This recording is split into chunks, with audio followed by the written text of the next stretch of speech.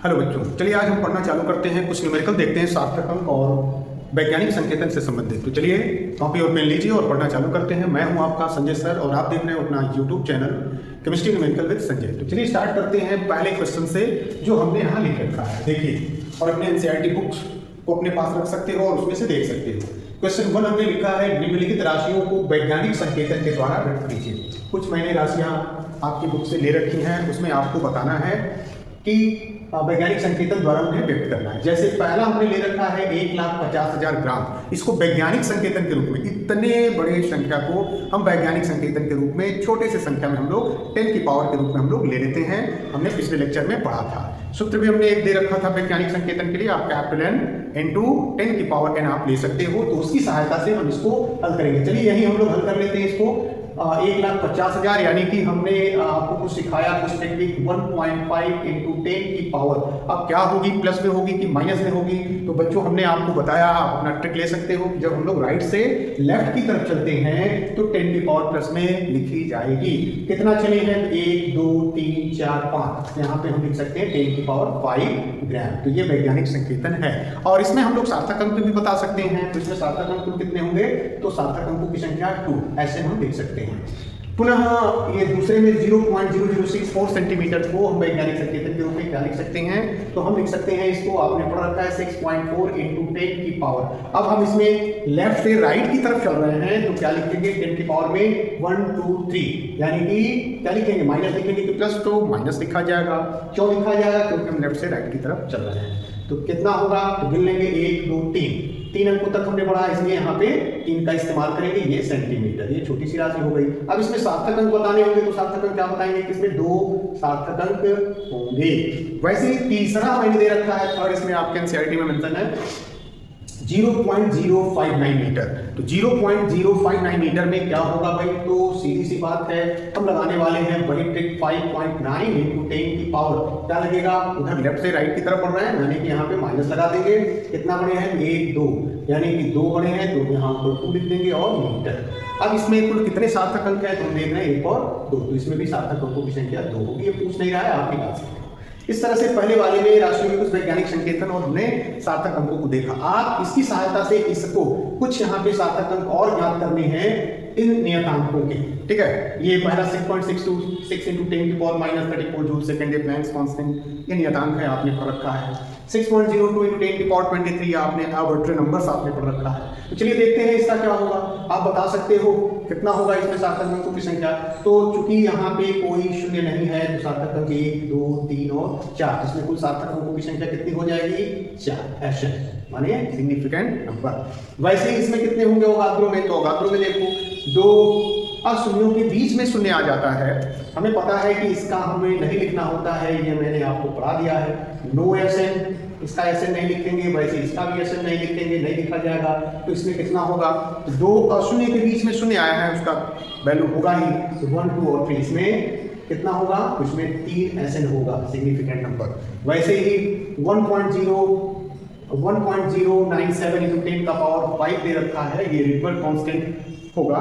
तो इसमें कुल सार्थक अंकों की संख्या इसकी हम लेंगे नहीं, तो कुल क्या हो जाएगी? 1 2 3 4, इसमें सार्थक अंकों की संख्या 4 होगी।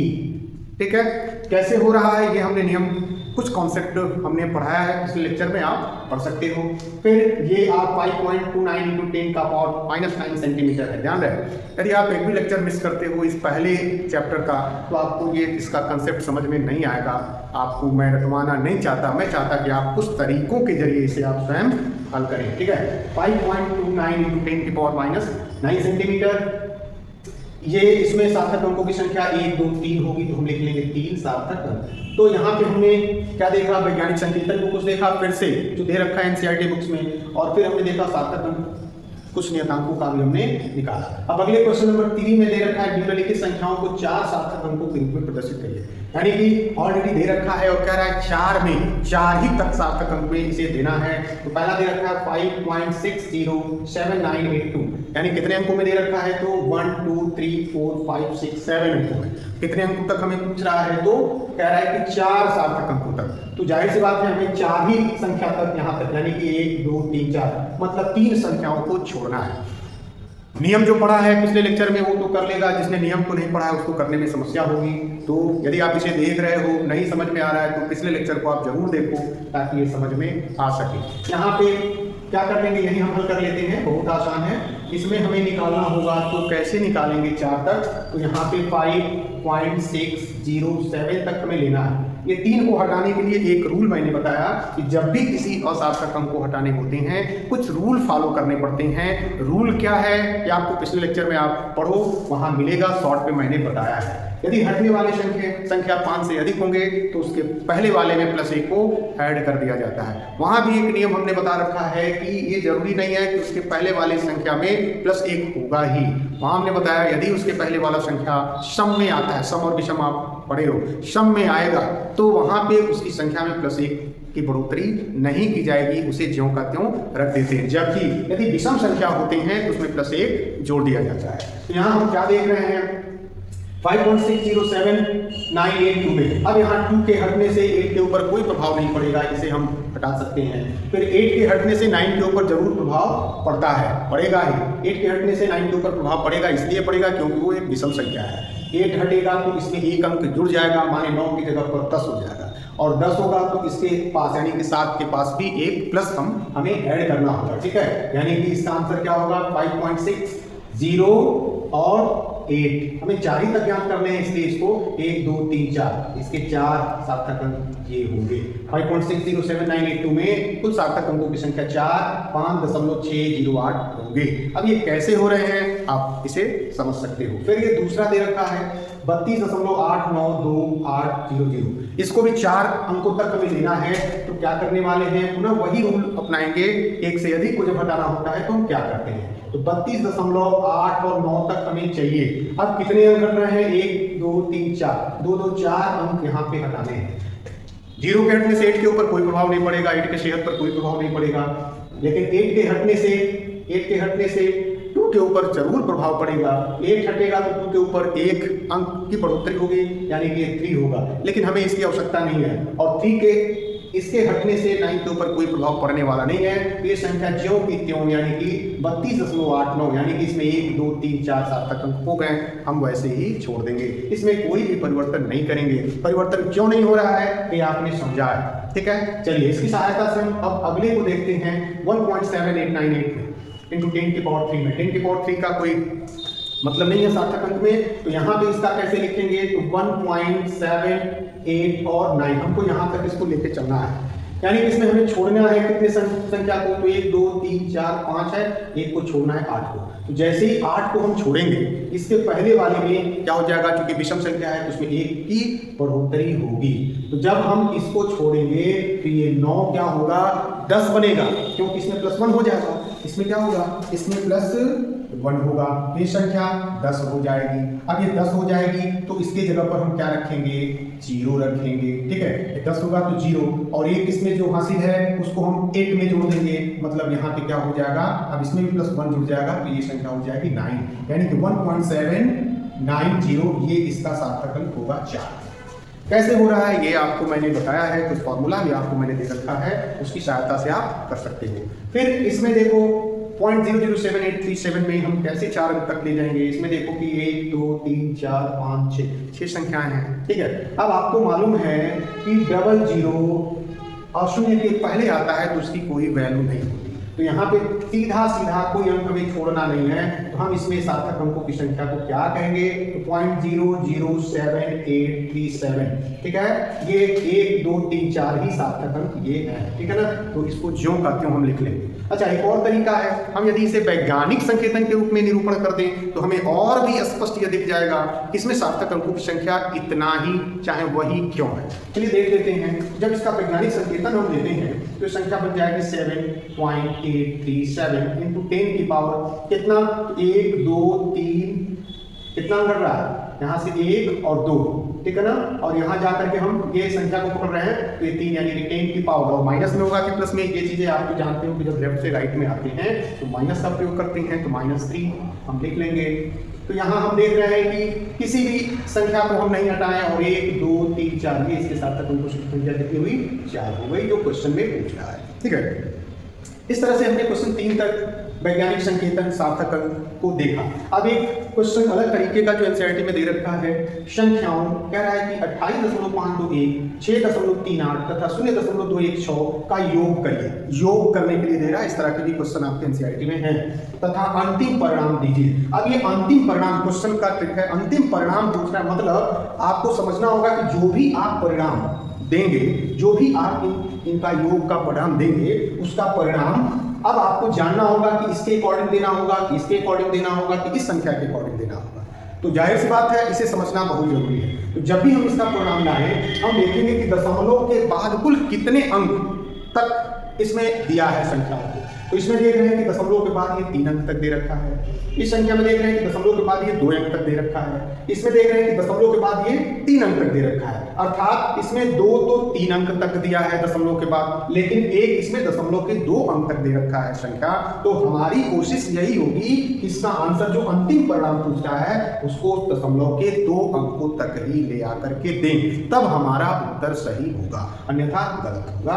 यही ये पूछ रहा है। चलिए देख लेते हैं। तो इसमें कह रहा है सीधा योग करने की बात कह रहा है, तो हम हल कर लेते हैं, डायरेक्ट हल कर लेते हैं। क्या करेंगे? ये है 28.521, फिर दे रखा है 6.638, फिर दे रखा है 0.216, ये दे रखा है। इसको ऐसे नोट करेंगे, बाकी जहां जहां गैप है आप 0 ले सकते हो। इसको योग करने के लिए कह रहा है, कैसे कर लेंगे? तो 6 और 1 कितना होता है? 7, 8 और 2 10 और 1 11, माने हासिल 1 रखेंगे। फिर जोड़ेंगे 5 और 3 8 और 2 10 और 1 ये क्या है? 11। फिर 1 बचा, फिर इस 1 को हम यहाँ लाएंगे। अब 8 और 6 14 और 1 ये क्या होगा? 15। यहाँ भी 1 हासिल हुआ और 2 और 1 3। तो इसका आंसर क्या होगा? 3 तक ये दे रखा है, 3 तक पॉइंट लगा देंगे। 35.117 इसका आंसर हमें मिल रहा है। अब हम इसका अंतिम परिणाम क्या देंगे? अंतिम परिणाम हमारा क्या होगा? वो होगा 35.1।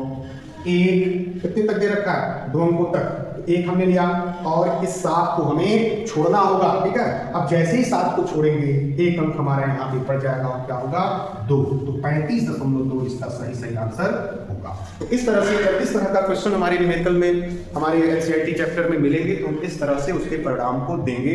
इसमें मुख्य बात यह है कि यह ध्यान देना होगा कि दशमलव के बाद जितने अंक तक कम से कम होगा, उतने ही अंक तक हमें आंसर को देना होगा, ठीक है, या देना चाहिए। अब हम अगले क्वेश्चन को देखते हैं जो दे रखा है क्वेश्चन 5। क्वेश्चन 5 में कह रहा है, क्या कह रहा है? क्वेश्चन 5 में कह रहा है कि 4.62, यदि कहीं आपको नहीं देख पा रहे होंगे तो मैं क्वेश्चन को रिपीट कर रहा हूँ, बोल रहा हूँ, आप अपने एनसीईआरटी से चेक भी कर सकते हैं। क्वेश्चन 5 कह रहा है 4.62 ग्राम चीनी तथा 2.935 ग्राम नमक को 28.2 ग्राम पानी में मिलाया गया, ठीक है। तो विलयन का द्रव्यमान ज्ञात करो, ये पूछ रहा है। ये भी बड़ा आसान है। कह रहा है कि चीनी, हल में क्या करेंगे? तो हल में हम करने वाले हैं, कह रहा है कि चीनी कितना है? तो चीनी दे रखा है 4.62 ग्राम। फिर कह रहा है कि नमक, तो नमक कितना दे रखा है? तो नमक दे रखा है 2.935 ग्राम नमक दे रखा है, ठीक है। फिर क्या कह रहा है कि 28.2 ग्राम पानी, यानी कि अब पानी दे रखा है कितना? 28, यानी 28.2 ग्राम। फिर वही चीज जहां खाली दिख रहा है वहां पे आप 0 लगा सकते हो, ठीक है, वहां आप 0 लगा सकते हो। एक यहाँ खाली दिख रहा है, यहाँ लगा दिया। अब इसका योग कर देंगे, योग करेंगे तभी कुल द्रव्यमान इसका हम निकाल पाएंगे। तो योग करेंगे और ऐसे ही जैसे मैंने यहाँ बताया वैसे ही उसका भी फाइनल आंसर हम दे देंगे। ये क्या होगा? ये 0 यानी कि ये 5 और ये क्या होगा? 3 और 2 5। अब ये देखिए 9 और 6 15 और 2 16 17, 1 कैरी आया, हासिल आया। अब 1 को यहाँ जोड़ देंगे तो 4 और 2 6 और 1 7 और 7 और 8 15, फिर एक कैरी आ रहा है 1। अब यहाँ पे 2 है और इसमें हम 3 जोड़ देंगे, फिर यहाँ पे दशमलव हम लगा देंगे। तो कितना आ रहा है? 35.755 कुल द्रव्यमान ये आ रहा है। विलयन का कुल द्रव्यमान पूछ रहा है ना, विलयन का द्रव्यमान पूछ रहा है, तो विलयन का कुल द्रव्यमान हम यहाँ लिख लेंगे, विलयन का कुल द्रव्यमान बराबर इतना। अब इसको फाइनल आंसर हम कैसे देंगे? तो फाइनल आंसर हम इसी की सहायता से कि कम दशमलव के बाद कितना आया है अंक, उसके अकॉर्डिंग हम यहाँ पे इसका आंसर देने वाले हैं। तो हम चेक कर लेते हैं, यहाँ पे दशमलव के बाद 2 अंक तक, यहाँ दशमलव के बाद 3 अंक तक और यहाँ दशमलव के बाद 1 अंक तक दे रखा है। तो हमारी प्रायोरिटी रहेगी इसके आंसर देने में कि इसको भी दशमलव के बाद 1 अंक तक ही आंसर में दिया जाए। यहाँ क्या आंसर बनने की संभावना है, मतलब इसमें से 2 अंक आपको छोड़ने हैं। अब 2 अंक छोड़ने के लिए हमें क्या करना पड़ेगा, तो इसका आंसर क्या आएगा, तो आंसर आएगा 35 दशमलव, अब ये 1 छोड़े 5 तो इसमें होगा 6 और ये 6 इसमें कर देगा 1 संख्या की बढ़ोतरी, तो 35.8 यहाँ पे कुल क्या होगा, सब ग्राम में दे रखा है, ग्राम बिलियन होगा, यही आपका फाइनल आंसर होगा 35.8। ठीक है, ग्राम अमाउंट आपका मिलेगा। अब चलिए अगला क्वेश्चन देख लीजिए, क्वेश्चन नंबर 6 क्या कह रहा है, कह रहा है कि तांबे की धातु को द्रव्यमान 6.342 ग्राम तथा उसका घनत्व 7.6 ग्राम सेंटीमीटर क्यूब है, तो उसका आयतन कितना होगा। यह भी आप क्वेश्चन देख सकते हो। यदि नहीं साफ दिख रहा है तो मैं बोल दिया, आप उसकी सहायता से देख सकते हो। कह रहा है कि तांबे की धातु को द्रव्यमान दे रखा है, तांबे की धातु का होगा, का द्रव्यमान 6.342 ग्राम है। तो पहले क्या करते हैं, किसी भी क्वेश्चन को करने से पहले जो राशियां हमने सीखा है अपने प्रथम लेक्चर के जरिए, जो राशियां दी गई रहती है, ठीक है ना, उसको नोट कर लेते हैं, जो रिक्वायर्ड है उसको हम देख लेते हैं, लिख लेते हैं, ठीक है, इससे हमारा क्वेश्चन आसान हो जाता है। तो पहले तो इसमें जो दिया है वो हम नोट कर लेंगे। दिया है, क्या दिया है, तो तांबे की धातु का द्रव्यमान, यानी धातु का द्रव्यमान दे रखा है, धातु का द्रव्यमान दे रखा है कितना, 6.342 ग्राम, ये दे रखा है। फिर उसी का द्रव्यमान यानी धातु का क्या दे रखा है, धातु का घनत्व भी दे रखा है, घनत्व कितना दे रखा है, 7.6 ग्राम सेंटीमीटर क्यूब, ये दे रखा है धातु का घनत्व दे रखा है, घनत्व बराबर क्या दे रखा है, 7.6 ग्राम सेंटीमीटर, ये क्यूब, घन सेंटीमीटर बोलेंगे, तो ये दे रखा है। अब हमें इसका आयतन निकालना है, तो इसके लिए हमें सीधा फॉर्मूला क्या होता है, तो इसके लिए हम एक सीधे फार्मूले का इस्तेमाल करेंगे, क्योंकि हमको मालूम है कि आयतन बराबर क्या होता है, आयतन बराबर क्या होता है, द्रव्यमान बटा घनत्व। क्या लिया जाता है, द्रव्यमान बटा घनत्व। तो हम यहाँ इसी फार्मूले का इस्तेमाल करने वाले हैं, द्रव्यमान बटा घनत्व। अब यहाँ ये दोनों राशियां दे दी गई हैं, हम इसको इधर लिख देते हैं, ये दोनों राशियां यहाँ पे दी हुई हैं, देखो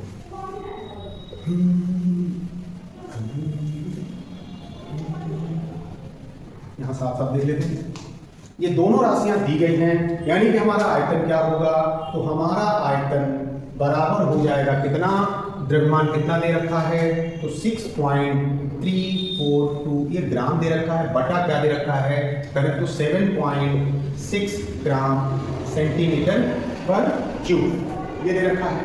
अब हमें इसे हल करना है, तो अब इसमें डायरेक्ट क्या करेंगे, तो 7.6 का भाग करेंगे 6.342 में, तकरीबन इसको हल करेंगे तो तकरीबन आएगा आपका आंसर कितना आएगा, 834.834 और ये सेंटीमीटर पर माइनस क्यूब, ये 0, इसका क्या आंसर आएगा, इसे आप दे सकते हो, देने पर क्या आएगा, 34 सेंटीमीटर क्यूब। ध्यान दीजिए ये क्यूब माइनस में नहीं होगा क्योंकि ग्राम से ग्राम कैंसिल हुआ, और ये नीचे से ऊपर जाएगा तो केवल क्यूब होगा, यानी कि इसका आंसर ये होगा 0.834 सेंटीमीटर क्यूब। ठीक है, ग्राम ग्राम से कैंसिल हो गया, तो इसका आयतन कितना होगा, 0.834 सेंटीमीटर क्यूब। ठीक है, अब हमें क्या करना है, फाइनल आंसर देना है। तो फाइनल आंसर देने के लिए हमें क्वेश्चन में आना पड़ेगा, क्वेश्चन में यह देखना पड़ेगा कि दशमलव के बाद कुल कितने अंक दे रखा है, उसके अकॉर्डिंग हमें इसका आंसर देना होगा। तो हम क्या देखते हैं, यहाँ देखते हैं कि दशमलव के बाद ये 3 में, दशमलव के बाद 1 अंक में दे रखा है, तो इसका आंसर हम 1 में देने का प्रयास करेंगे। ठीक है, तो क्या आंसर बनेगा, या तो 2 या 1, जो लगभग बराबर होगा 0.8, कोई संख्या में बढ़ोतरी नहीं होगी, 0.83 लिख सकते हैं सेंटीमीटर क्यूब, ये इसका आंसर होगा 0.83 घन सेंटीमीटर। सेंटीमीटर क्यूब को घन सेंटीमीटर भी बोलते हैं, या हम लोग पढ़े हैं घन सेंटीमीटर। तो इस तरह से ये क्वेश्चन नंबर 6 भी हमने देखा। अब 7वें को देखें, 7वां क्या कह रहा है। तो 7वें में कह रहा है कि लकड़ी के 4.0/10 किलोग्राम के लट्ठे से एक टुकड़ा 36.81 किलोग्राम का काटा गया। माने इतना किलोग्राम का लट्ठा है, इस लट्ठे से कह रहा है कि एक टुकड़ा कितने किलोग्राम का, तो 36 किलोग्राम का, माने 36.81 किलोग्राम का काट लिया गया। अब ये तकरीबन कितना किलोग्राम है, तो 4.0 × 10⁻², यानी कि तकरीबन 400 किलोग्राम का ये लकड़ी है। और इस लकड़ी के लट्ठे से एक टुकड़ा 36.81 का काटा गया। तो कह रहा है कि शेष बचे लकड़ी के लट्ठे का द्रव्यमान ज्ञात कीजिए। बहुत आसान है, चलिए इसको करते हैं, देखते हैं। तो इसके लिए हमें क्या करना है भाई, तो हमने आपको सिखाया कि जब भी कोई क्वेश्चन आप हल करो, हल लिखो और सीधा लिखो उसमें क्या क्या दिया है। क्या दिया है भाई, तो जो दिया है पहले उसको नोट कर लेते हैं, इससे हमारा क्वेश्चन आसान हो जाता है। लकड़ी का द्रव्यमान दे रखा है, कितना दे रखा है, 4.0 × 10⁻², या जो लगभग 400 किलोग्राम हम बोलेंगे ना। 10/2 ये वैज्ञानिक संकेतन में दे रखा है, तो इसको 400.0 में लिख सकते हैं किलोग्राम, ठीक है। तो इतना दे रखा है। अब कह रहा है कि इससे इतना यानी 36.81 किलोग्राम का टुकड़ा काटा गया, यानी कि जो टुकड़ा काटा गया, टुकड़े का द्रव्यमान ये तो दिया हुआ है, कितना दे रखा है, 36.81 किलोग्राम। तो शेष बचे टुकड़े का द्रव्यमान ये पूछ रहा है। तो क्या करने वाले हैं, काटे गए का भार शेष, इसमें से हमें शेष भाग निकालना है, ठीक है। तो हमें कैसे करना है, चलिए इसको हल करिए, कुछ दिमाग लगाइए, क्वेश्चन आसान है। चलिए 1 मिनट का समय देते हैं, उसमें इसको हल करिए।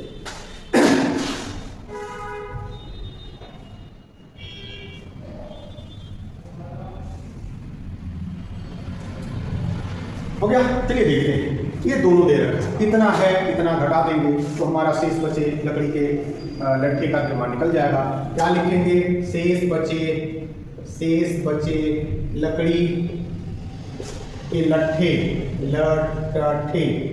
का द्रव्यमान, शेष बचे लकड़ी के लट्ठे का द्रव्यमान बराबर क्या हो जाएगा, तो हम सीधा क्या करेंगे, 4.0 × 10⁻² में से घटा देंगे 36.81 किलोग्राम बस, यानी इसे हमने 400 कहा, जो बराबर क्या होगा, तो 400 में से 36.81 को घटाएंगे तो हमारा वैल्यू क्या होगा, ठीक है।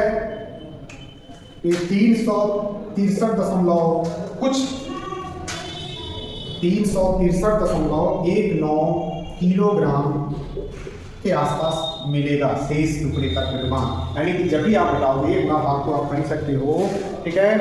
400 में से 400 किलोग्राम में से 36.81 को घटाएंगे तो हमें मिलेगा 36, यानी कि 363.19 किलोग्राम जो उस लकड़ी का शेष बचा टुकड़े का द्रव्यमान होगा। अब हमें क्या करना होगा, तो हमें फिर से क्वेश्चन पर आना होगा और क्वेश्चन पर यह देखना होगा कि दशमलव के बाद कुल कितने अंकों तक का हमें दिखा। दशमलव के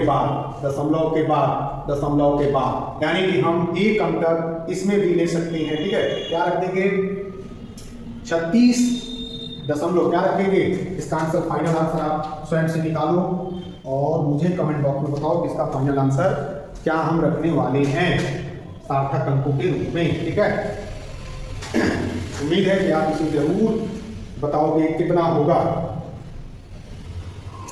हाँ, एक चीज और कर लेना, इसका वैज्ञानिक संकेतन में भी आप निकाल सकते हो। वैज्ञानिक संकेतन जैसे दे रखा है तो क्या बनाओगे, चलो वैज्ञानिक संकेतन हम बता लेते हैं। 3.6 इंटू 3.6 और क्या दे रखा है, 3.6319 है इंटू 10 की पावर क्या हो जाएगी, 1 2 10 की पावर 2, ठीक है।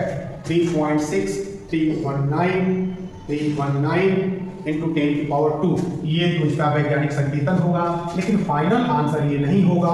फाइनल आंसर हम क्वेश्चन को देखेंगे, दशमलव के बाद आए हुए अंक को देखेंगे, फिर हम फाइनल आंसर करेंगे। तो दशमलव के बाद एक अंक तक है तो फाइनल आंसर चलिए हम ही बता देते हैं, क्या होगा, 3.6 इंटू 10 की पावर 2, ठीक है, किलोग्राम। किलोग्राम, ये इसका आंसर होगा।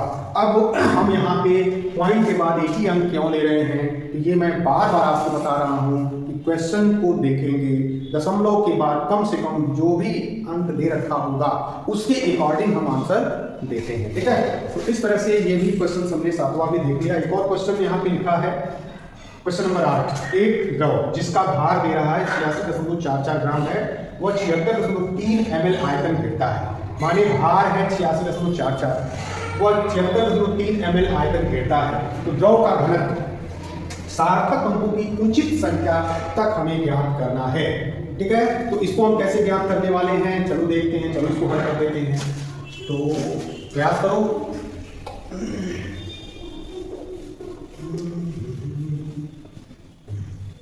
चलिए, इसमें जो दे रखा है, क्या दे रखा है, सबसे पहले हमने आपको बताया हल लिखेंगे। क्वेश्चन नंबर 8 का हल में क्या करेंगे, क्या क्या दिया है, द्रव का भार दिया है, भार दे रखा है, भार कितना दे रखा है भाई, तो 86.44 ग्राम दे रखा है, 86.44 ग्राम दे रखा है। तो क्या दे रखा है, कह रहा है कि वो 76.3 ml आयतन घेरता है। माने वही द्रव कितना ml आयतन घेर रहा है, यह भी दे रखा है, उसको नोट कर लेंगे, ठीक है। कितना द्रव का आयतन जो घेर रहा है, घेरे